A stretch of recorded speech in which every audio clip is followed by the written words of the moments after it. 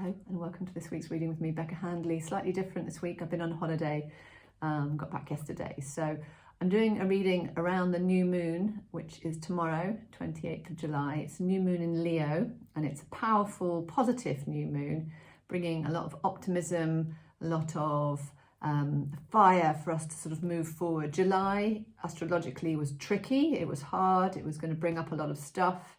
So if you've been feeling wobbly, anxious, had some sort of horrible things to deal with, particularly to do with the heart, then that's really sort of been the July energy. There's been a lot of difficult stuff to move through. There is a bigger picture with it, but that's not to say that we haven't had some sort of tough stuff to move through. But it is really kind of waking us up to being more in contact with our hearts and coming from that place of personal power, that truth, that light, standing up for what we believe in.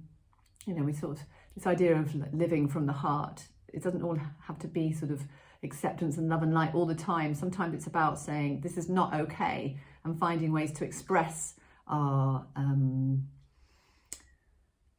issues with what's going on in the world. There's still a huge amount of change that needs to happen for this world to be fairer and kinder and healthier, the planet. So it's really about finding courage, this idea of, you know, lion's heart, having courage, brave heart, all these ideas are sort of, there's different words around that heart sort of concept. So it's finding courage, it's finding compassion for yourself and others, seeing things through the eyes of love more and not from our wounds, not from our ego. So this is an opportunity, this new moon, for a reset, for us to really start to live from our hearts. And it's a much more beautiful way to be when we are connected to that heart's wisdom. What else have we got here? Optimism and clarity, some of the words surrounding this new moon. It's also helping us to make some much needed changes to our lives, things that aren't working, if there's some resistance. And again, it can bring up, there's some other planets around, including Saturn and Jupiter, which might be causing resistance to making changes. So, you know, if things are coming up for you, have that courage to look at those things and really make those changes that are going to make your lives and the people around you better and more harmonious. What else do we have here? Playfulness, creativity. These are other kind of Leo qualities. So find times to play, find times to create.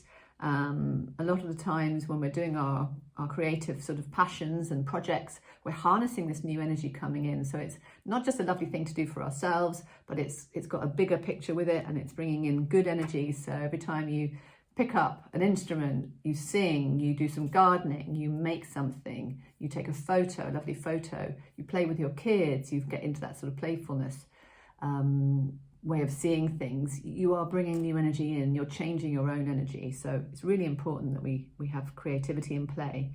What else do we have here? Self-love, another really important part of this new moon.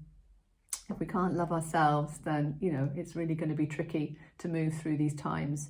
So it's radical compassion, that's what we're talking about here. Real radical self-compassion, compassion for others where possible.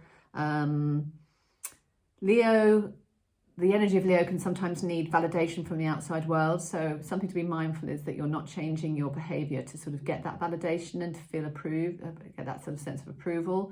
You know, you've got to be true to yourself right now.